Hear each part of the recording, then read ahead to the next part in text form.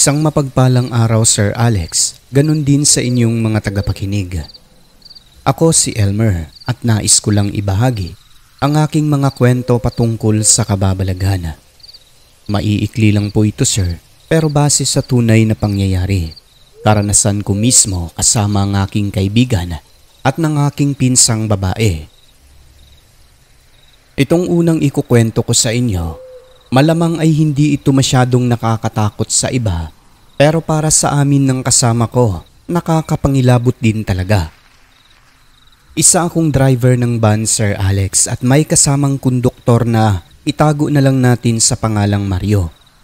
Malalayo ang aming biyahe, madalas hating gabi nang nakakauwi at kung minsan, madaling araw na talaga. At eto na nga po, alas 11 na ng gabi noon, bale pauwi na kami. At nag-strike na lang ng mga pasahero sa daan. Ibig sabihin po noon, nami-make up na lang kapag may pumapara. Bali 3 oras ang kabuuang biyahe namin, sir, at pagkarating sa isang bayan kung saan nasa mga 1 oras na lang ang babaybayin bago ang lugar namin. Habang binabaybay ang mahabang daan, maya-maya may 5 kataong pumaras sa amin sa may waiting shed sa ilalim ng puno ng akasya. 3 babae at 2 lalaki. Sa tingin ko ay magjowa kasi partner-partner sila maliban dun sa isang babaeng nakaputi ng damit at pinakahuling umakyat sa van dahil tahimik lang siya at pumwesto sa may dulong upuan. Madilim ang loob ng van buhat ng napundi yung ilaw. May kalumaan na rin kasi yung sasakyan namin na yon, Sir Alex. At habang tinitignan ko sila isa-isa sa salamin, partikular yung babae sa pinakadulo, napansin kong parang malabo ang aking paningin. Sabi ko pa noon, dala lang siguro ng antok kasi nga medyo mahaba-haba ang biyahe namin noon. Parang galing sila sa isang fiesta kasi pagkabukas ng konduktor sa pintuan ng van, narinig kong may mga kumakanta pa sa mga bahay-bahay doon at amoy alak din yung mga pasahero. Pagdating namin sa bayan, bumaba yung 2 magpartner at nagbayad. Ang naiwan na lang yung isang nakaputi sa pinakadulong upuan. Doon ko lamang nabatid na hindi nila kilala ang babae na yon kasi hindi nagpaalam ang 4 nang bumaba. Napansin ko, Sir Alex, na diretso lang ang pagkakaupo ng babae na yon sa dulo. Tapos parang hindi siya gumagalaw. Sa isip-isip ko pa, baka sa terminal lang bababa. Maya-maya pa, pagdating doon, laking gulat namin ng kasama kong konduktor buhat nang nawala ang babae na yun. Nang dahil doon, napatakbo kami palabas ng kasama ko sa van at nagtawag ng ibang driver na nandudoon pa ng mga oras na yon. Anong nangyari sa inyo, pre? Namumutla kayo? Yung babaeng pasahero namin nawala. Oh, talaga? Baka nakatulog lang dyan sa likod. Hindi, nawala talaga, pre. Ayan ang konduktor, tanungin mo. Wala talaga sa likod, siya naman yung nakaupo roon. Naglaho na lang na parang bula. Ala, pareho kayo ng karanasan ng isang driver dito ah. Tara nga, tignan natin. Nang tignan namin ang likod ng sasakyan, wala na talaga ang babae, Sir Alex. Sabi naman ng isa naming kasamahan doon, hindi tao ang aming naging pasahero kundi ligaw na kaluluwa. Hindi lang pala kami ang nakaranas kundi mayroon pang iba. Kaya pala, Sir Alex, noong pasakay pa lang sila ng van, nagtataka ako bakit parang malabo ang paningin ko sa isang babaeng nakaputi. Yun pala hindi tao kundi malamang sa malamang hindi matahimik na kaluluwa.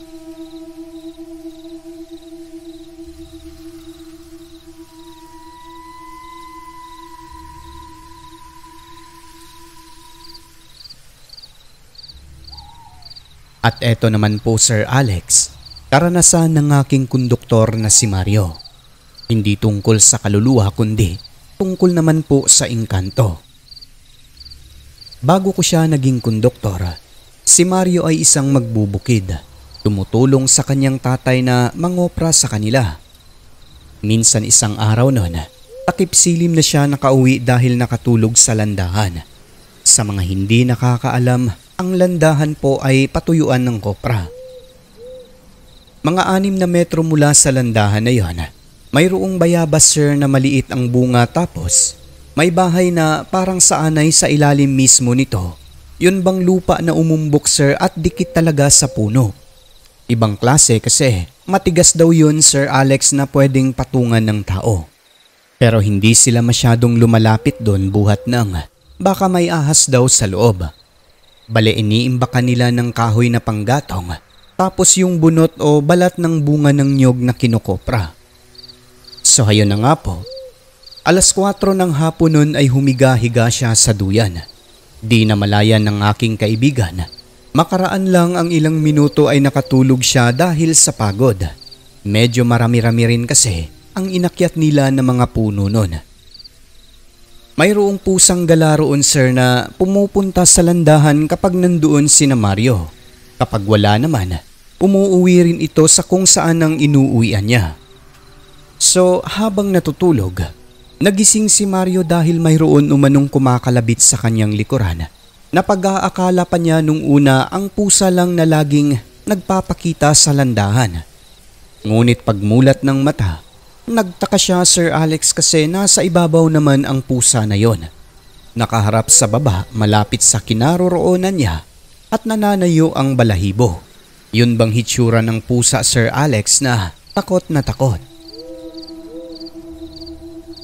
Nang dahil doon ay tumayo si Mario at tinignan yung ilalim ng duyan. Tapos yung paligid nito kasi doon nakatingin ang pusa pero wala naman daw po siyang nakitang kung anong hayop doon. Hanggang ilang sandali pa, bigla na lang kumaripas ng takbo ang pusa hanggang sa naglaho. So nagpa siya nang umuwi si Mario kasi nga dumidilim na ng mga oras na yon. Nang maya-maya pa, laking gulat niya Sir Alex dahil may namataan siyang parang 2 maliliit na tao. Ilang di pa lang mula sa kanyang kinaroroonan, nagtatago sa mga bunot o yung balat ng bunga ng nyog. Sa unang silay akala niya'y mga dagalang, kaso nung nilapitan niya ito Sir Alex, pagkatakbo ng 2, nalaman niyang mga duwende pala ito. Dire-diretso ang takbo papunta sa puno ng bayabas, tumagos lang doon tapos naglaho. Ang nakakamangha pa sa kwento ni Mario, yung mga duwende na ito ay mayroon din pong mga damit. Maliliit, pati yung sapatos ay napakaliit din daw. So hayun na nga po sir, balak pa naman sanang putulin ng tatay niya ang punong yon kasi nga maliliit ang bunga pero nang dahil sa nakita at nasaksihan ni Mario, hindi yun itinuloy. Bagkus ay binakod pa nila ito para hindi malapitan ng kahit na sino. Napag-alaman kasi nila sa huli Sir Alex na ang bayabas na yun ay tirahan daw ng mga duwende. Hinayaan na lang nila, hindi pinakialaman at hindi pinapalapitan ng mga kabataan. Matapos nun, kahit papano ayon sa mga magulang ni Mario, parang tinutulungan daw po sila ng mga duwende na yon na nakatira sa puno ng bayabas sapagkat may mga swerte na dumarating sa kanilang buhay. Tulad ng masaganang ani sa kopra at kung ano-ano pang biyaya galing sa kalikasan na kahit simple lang ang pamumuhay, hindi sila nagugutumang pamilya.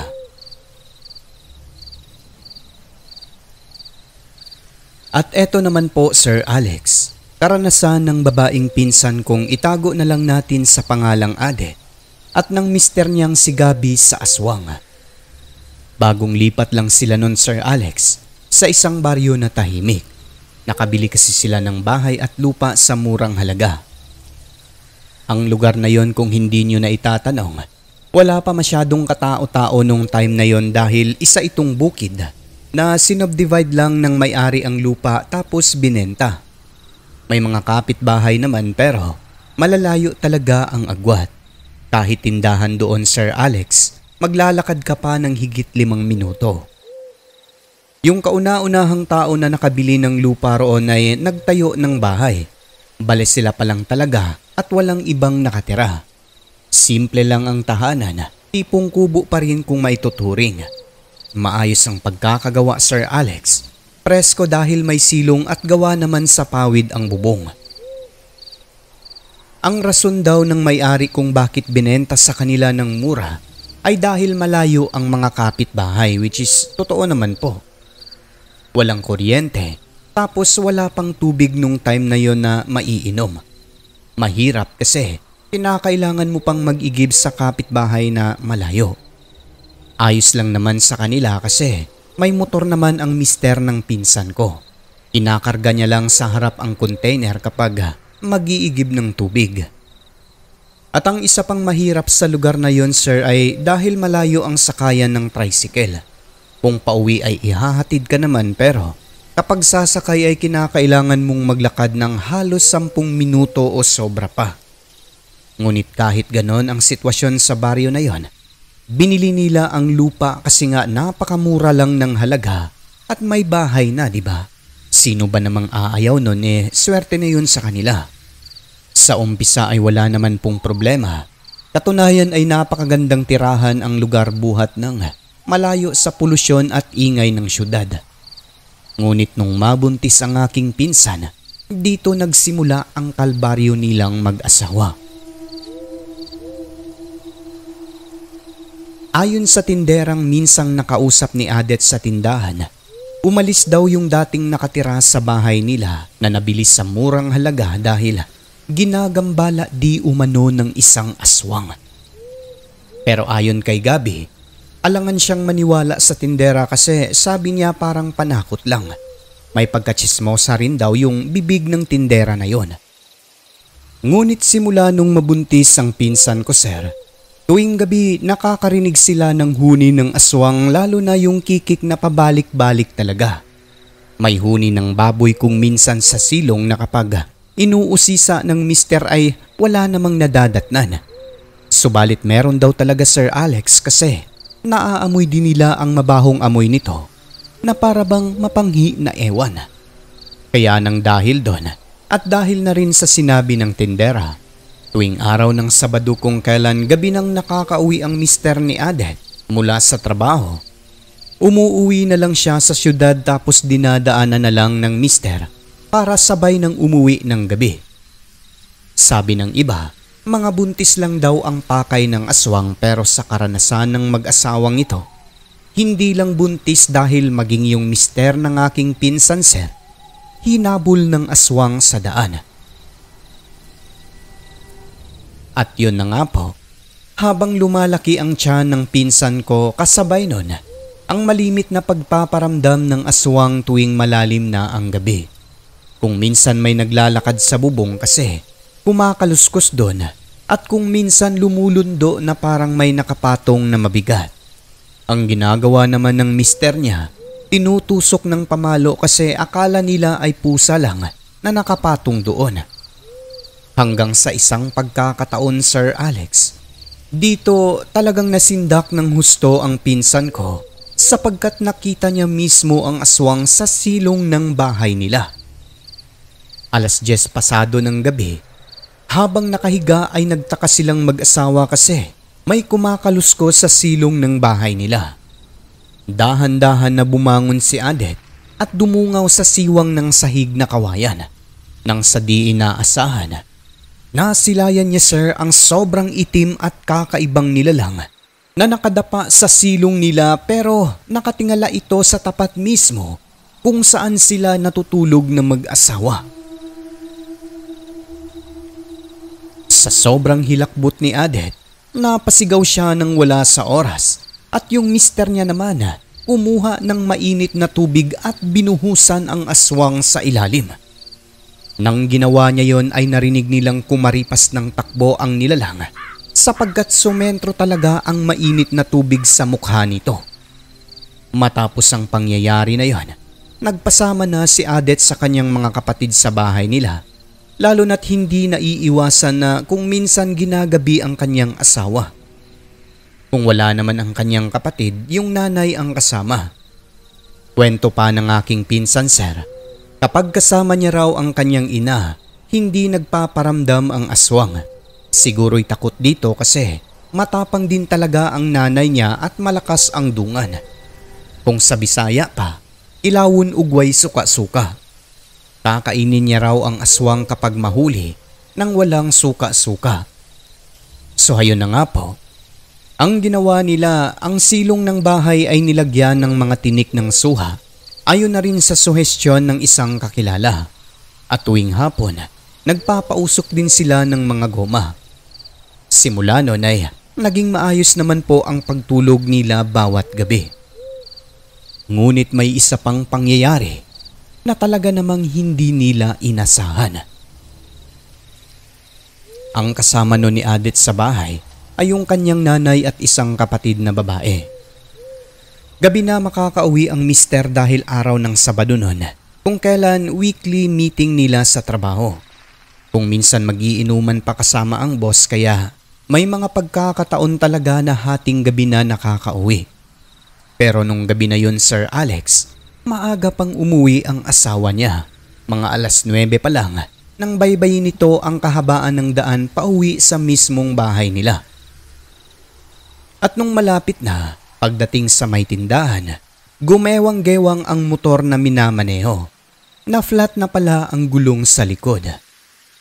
Naabutan niyang nagsasara pa ng tindahan yung babaeng may-ari na nagkwento sa kanila dati. Ang ginawa ni Gabi, nakiusap siya na iiwan na lang muna ang motor niya roon kasi maglalakad na lang siya pauwi. Bukas na lang babalikan para ipaayos.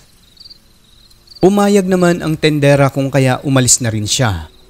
Kalagitnaan ng paglalakad, dito nangyari ang mga bagay na hindi niya lubos inasahan, Sir Alex. Mga bagay na sa pelikula niya lang nakikita. Maliwanag ang sikat ng buwan ng gabi na yon. Habang naglalakad, kalagitnaan, may namataan siyang malaking ibon na paikot-ikot sa himpapawid. Kinabahan si Gabi, Sir Alex, dahil maya-maya ay humuni ito ng kakaiba. Isang huni na nakakapanindig balahibo at noon lang niya narinig sa tanang buhay niya. Ang inaalala niya noon, wala man lang siyang dalang pangdepensa kundi ballpen lang, kaya naman dumampot siya ng bato sa daan. Hanggang ilang sandali pa, mula sa likuran ay bumulusok ang aswang papunta sa kanyang kinaroroonan sabay haklit sa kanyang ulo. Ngunit buti na lamang, Sir Alex, sinundan niya ng tingin ang paglipad ng nilalang sa ibabaw dahil kung hindi, malamang sa malamang nadagit o kaya'y nakalmot na siya ng aswang mula sa likuran. Paano kasi pagkabulusok nito, nakadapa kagad si Gabi kaya hindi siya naabot ng nilalang. Sa puntong yun ay wala na siyang sinayang na oras.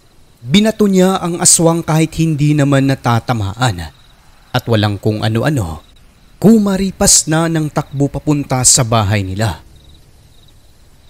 Ilang beses siyang napadapa, Sir Alex, sa lupa dahil ilang beses sinubukang dagitin ng aswang. Sigaw na siya ng sigaw ng tulong noon hanggang sa makarating sa mismong bakuran nila at dali-daling nagtawag na buksan ang pinto. Takang-taka naman ang pinsan ko at nanay niya kasi hindi raw nila narinig, sir, na sumisigaw si Gabi ng saklolo. Narinig lang nila ito nung nasa mismong tapat na ng bahay. Pagkatapos nun, doon pa lamang nawala ang aswang. Galit na galit naman ang nanay ni Adet at hinamon ang nilalang na magpakita kaso wala na talaga ito.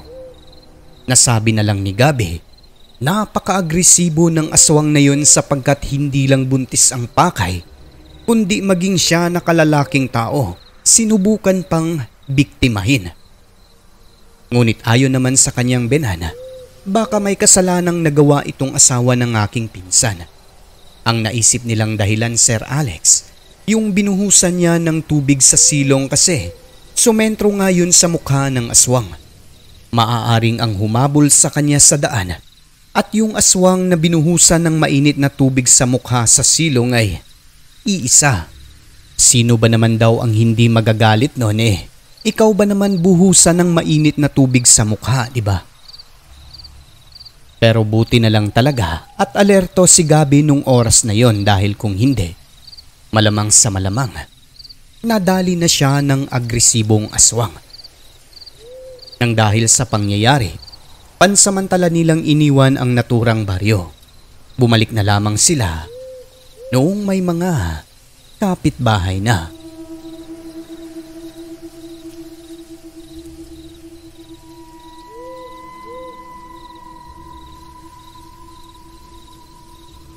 At yun na po sir ang aking maiikling kwento. Sana ay nagustuhan ninyo kasi kung ganon, magpapadala pa tayo. Hanggang sa muli, Elmer ng Mindanao.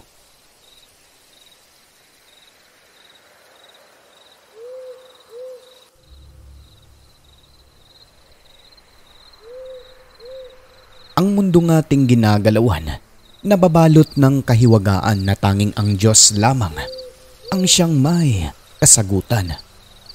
Ako po si Alex. Magandang gabi.